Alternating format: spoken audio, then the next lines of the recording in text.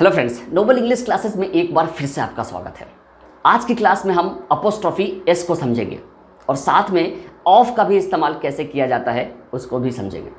ठीक है, तो अपोस्ट्रोफी एस होता क्या है? दरअसल आपने देखा होगा एक फ्लाइंग जैसा कॉमा होता है और बगल में एस लिखा रहता है, इसी को हम अपोस्ट्रोफी एस कहते हैं। ठीक है, अपोस्ट्रोफी एस और ऑफ दोनों का मतलब होता है का के की। हिंदी में अगर हम कहेंगे कि राम की कार, बाबा का ढाबा, तो इस तरीके से बीच में जो का आ रहा है वहीं पे हम ऑफ या अपोस्ट्रोफी एस का इस्तेमाल करते हैं। तो कहाँ पे हम ऑफ का इस्तेमाल करें, कहाँ पे हम अपोस्ट्रोफी एस का इस्तेमाल करें, दोनों का मतलब तो सेम ही होता है। बच्चे कभी कभी इतने कंफ्यूज हो जाते हैं, गलती कर बैठते हैं। ठीक है, तो आइए उन सारे कंफ्यूजन को दूर करते हैं और आज की क्लास स्टार्ट करते हैं। सबसे पहले आपको अपोस्ट्रोफी एस समझने के लिए इन दो बातों का समझना बहुत ज़रूरी हो जाएगा। अपोस्ट्रोफी एस हम लोगों के लिए इस्तेमाल करते हैं, इंसान के लिए इस्तेमाल करते हैं, क्योंकि किसी चीज़ का मालिक इंसान ही होता है। ठीक है, और ऑफ का इस्तेमाल हम थिंग्स के लिए यूज़ करते हैं, वस्तु के लिए यूज़ करते हैं, किसी चीज़ के लिए यूज़ कर सकते हैं। ठीक है, अब देखिए सेंटेंस में जैसे बाबा का ढाबा, ये बाबा इंसान है, अब इनका ढाबा है। अफान का टॉय, अफान भी एक इंसान है, इसका खिलौना। लेकिन नबील इंसान है लेकिन ये इसका मालिक नहीं है। लेकिन रिलेशंस दिखाने के लिए भी हम अपोस्ट्रोफी का इस्तेमाल करते हैं। ठीक है, पता ये चला कि हम लोगों के लिए हम अपोस्ट्रोफी एस का इस्तेमाल करेंगे। ठीक है, लेकिन जहां पे हम अपोस्ट्रोफी एस का इस्तेमाल करेंगे वहां हमें डबल बेनिफिट है। डबल बेनिफिट क्या है? वहां पे हम ऑफ का भी इस्तेमाल कर सकते हैं। इतना प्रिविलेज हमें मिला हुआ है कि हम अपोस्ट्रोफी एस का भी इस्तेमाल कर सकते हैं और ऑफ का भी इस्तेमाल कर सकते हैं। For example, this is Baba's dhaba, यह बाबा का ढाबा है। इसकी जगह हम कह सकते हैं this is the dhaba of बाबा।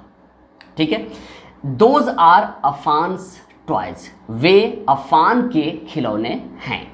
इसकी जगह हम कह सकते हैं those are the toys of Afan. Nabeel's English is good, Nabeel की इंग्लिश अच्छी है। इसकी जगह हम कह सकते हैं English of Nabeel is good. ठीक है, अब इसमें इन तीन बातों का ध्यान आपको रखना पड़ेगा।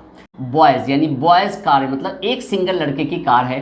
गर्ल्स स्कूटी यानी एक सिंगल लड़के की स्कूटी है। लेकिन अगर इसमें पहले से एस है यानी एक से ज़्यादा लड़के हैं, बॉयज़, जैसे आपने सुना होगा बॉयज़ हॉस्टल, यानी ये बहुत सारे लड़कों का हॉस्टल है, एक लड़के का नहीं। इसी तरीके से गर्ल्स हॉस्टल्स यानी गर्ल्सेज हॉस्टल आपने नहीं सुना होगा, बॉयजेज हॉस्टल नहीं सुना होगा। इसीलिए जब पहले से प्लूरल हो, एस का साउंड हो, तो हम उसमें एक बार और एस नहीं लगाते हैं, बस सिर्फ अपोस्ट्रोफी लगा के छोड़ देते हैं। गर्ल्स में भी इसी तरीके से, चाहे सिंगुलर हो प्लूरल हो कुछ भी हो, अगर पहले से ही एस का साउंड अगर उसमें हो तो हम उसमें अपोस्ट्रोफी एस नहीं लगाते, सिर्फ अपोस्ट्रोफी लगा करके छोड़ देते हैं। ठीक है, एस होना ज़रूरी नहीं है, एस का साउंड भी हो तो भी। ठीक है, ध्यान रखना है इस बात का।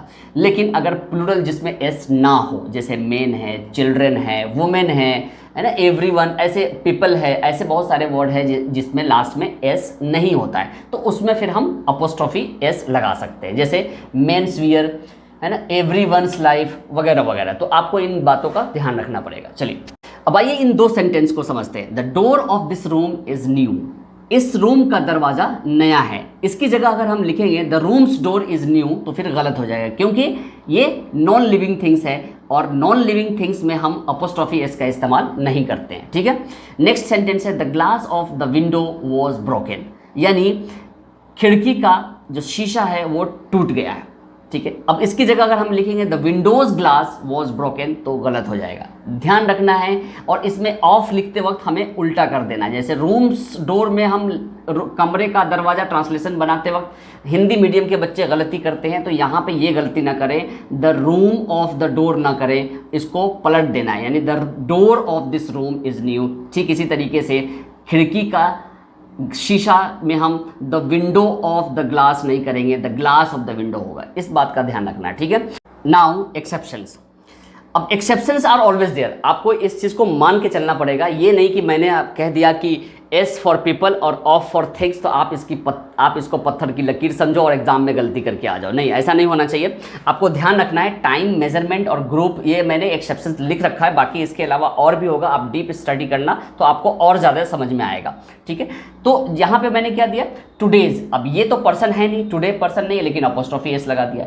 2 डेज ये भी पर्सन नहीं है, लेकिन हमने अपोस्ट्रोफी एस लगा दिया। अपोस्ट्रोफी लगाया, एस नहीं, क्योंकि ये प्लूरल है। इंडिया ये भी पर्सन नहीं है, लेकिन हमने अपोस्ट्रोफी एस लगा दिया, ठीक है। ये क्यों होता है आपको ध्यान रखना है। टाइम से रिलेटेड अगर कोई भी चीज़ होगी, जैसे today's, 2 days. Group of people से रिलेटेड अगर होगा, यहाँ पे पीपल नहीं है लेकिन ग्रुप ऑफ पीपल की बात हो रही है। कंपनीज पॉलिसी, उसमें कंपनी के ग्रुप ऑफ जो उसके एम्प्लॉयज़ हैं, तो कंपनीज पॉलिसी वगैरह वगैरह। तो इस तरह की चीज़ें में हम अपोस्ट्रोफी एस लगाते हैं। टुडेज वेदर, 2 डेज जर्नी, 2 दिनों की यात्रा। इंडियाज़ फ्यूचर, आपने ये सब सुना होगा, इंडिया, जीडीपी वगैरह वगैरह, ऐसे बहुत सारे वर्ड्स आपने देखे होंगे, ठीक है। अब आपको इन 2 सेंटेंस को समझना है। Afan and Nabeel's mother is a writer, यानी कभी कभी सेंटेंस में 2 नाम या 10 नाम भी क्यों ना हो, लेकिन हमें सब नाम में अपोस्ट्रोफी एस लगाने की ज़रूरत नहीं है। यहाँ पे अगर हम अपोस्ट्रोफी एस लगा देंगे तो ये सेंटेंस गलत हो जाएगा, इसलिए हम यहाँ पे अपोस्ट्रोफी एस नहीं लगाएंगे, याद रखिएगा। क्यों? क्योंकि किसी भी सेंटेंस में अगर नाम कई सारे हो, इसके हमने तो यहाँ 2 लिख रखा है, लेकिन इसके अलावा और भी अगर नाम हो, लेकिन उस नाम से रिलेटेड जो वर्ड है, यानी उसकी माँ अगर एक है, तो यहाँ पे हम सिर्फ लास्ट वाले वर्ड में, लास्ट वाले नाम में हम अपोस्ट्रोफी एस लगाएंगे, बाकी में नहीं लगाएंगे। यानी अफान्स एंड नबील्स मदर अगर लिखेंगे तो गलत हो जाएगा। तो यहाँ पे अफान एंड नबील की मम्मी एक ही है और वो क्या है, राइटर है, ठीक है। लेकिन याद रखना है, कभी कभी फिर इसमें कन्फ्यूज़न होता है। अफान एंड नबील्स वाइफ, दोनों की वाइफ एक नहीं हो सकती है, इन बातों का ध्यान रखना वरना गड़बड़ हो जाएगा। तो अफान एंड नबील की वाइफ एक नहीं हो सकती है, इसलिए ऐसा सिचुएशन अगर हो, वो देख लेना, आप समझ में आ जाएगा। तो यहाँ पे अपोस्ट्रोफी एस अगर नहीं देंगे तो सेंटेंस गलत हो जाएगा, तो यहाँ पे अपोस्ट्रोफी एस देना पड़ेगा। अफान्स एंड नबील्स वाइफ आर डॉक्टर्स, ठीक है। इसलिए यहाँ पे प्लूरल, देखो सिंगुलर प्लूरल की भी गलती आ सकती है। यहाँ पे हम आर लगा करके डॉक्टर्स लिखा है, यहाँ पे इज लगा के और राइटर।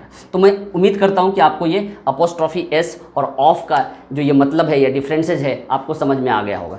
तो चलिए, मैं उम्मीद करता हूँ कि आज की वीडियो आपको अच्छी लगी होगी। अगर ऐसा है तो आप लाइक बटन पे ज़रूर प्रेस करिएगा और इसे शेयर भी करिए ज़्यादा से ज़्यादा स्टूडेंट्स में, ताकि उनका भी भला हो जाए। और अगर चैनल पे पहली बार आए आप में से कोई, अगर पहली बार आए तो प्लीज़ प्लीज़ प्लीज़ सब्सक्राइब करिएगा और बगल में एक बेल आइकन है, आप उसे भी दबा दीजिएगा, ताकि आने वाली वो सारी इंपॉर्टेंट वीडियो आपको टाइम पे मिल जाया करे। तो इजाज़त दीजिए, good bye and take care.